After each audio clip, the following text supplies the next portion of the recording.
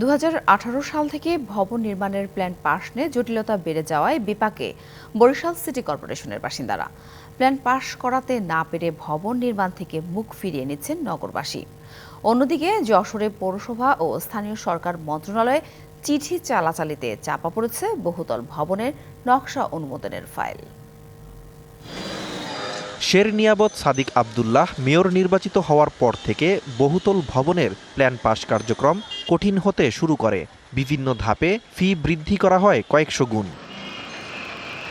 এরপর থেকেই নগরীতে অবৈধভাবে বহুতল ভবন নির্মাণ বাড়তে থাকে। অভিযোগ আছে, ফি বৃদ্ধি ও প্ল্যান পাসে জটিলতার সমাধান মেলে অবৈধ পন্থায়। এলিউসি তো ঠিকমতো পাস হয় না দেখে আসলে প্ল্যান জমা কম। গ্রাহকরা তো আসলে তাদের আগ্রহ হারাইছে। প্ল্যান না দেওয়ার কারণে তারা মালিকরা নিজেদের ইচ্ছা মতো বিল্ডিং করতেছে, এখানে ঝুঁকিরও একটা বিষয় আছে। যদিও অবৈধ বহুতল ভবন নির্মাণ নিয়ে তেমন কোনো মাথা ব্যথা না থাকলেও সিটি কর্পোরেশন বলছে, বিধিমালা না মানলে কোনোভাবেই ছাড়পত্র নয়। প্ল্যানগুলো সাবমিট করা আছে, সেগুলোতেও আমরা গ্রাহককে নোটিশ দিয়ে জানিয়ে দিব যে সে আসলে মাস্টার প্ল্যানের এই আয়তার জন্য এখানে প্ল্যান পাবেন না, বা তার আসলে রাস্তার জায়গা এতটুকু ছাড়তে হবে। ইমারত নির্মাণ বিধিমালা 1996 অনুযায়ী কেউই তাদের প্ল্যানটা দাখিল করে নাই। প্ল্যান পুনঃপ্রস্তুতপূর্বক আমাদের কাছে দাখিল করার জন্য এরপর আমরা মিটিংয়ে ডাকবো এবং সেখানে আমরা অ্যাপ্রুভ করব।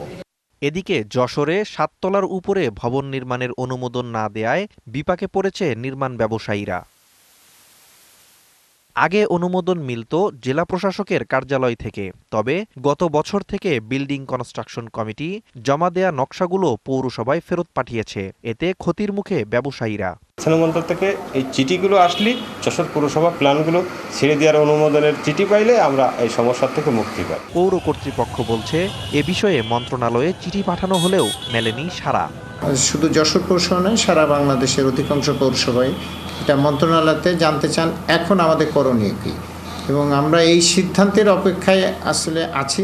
আমাদের মন্ত্রণালয় থেকে এর একটা নির্দেশনা দিলে আমরা পরবর্তীতে এই জটিলতা থেকে মুক্ত হতে পারব। দ্রুতই কাটবে জটিলতা, অনুমোদন দেওয়া হবে নকশার, এমন প্রত্যাশা পৌরবাসীর। Nazmus Sakib Sami, DVC news desk.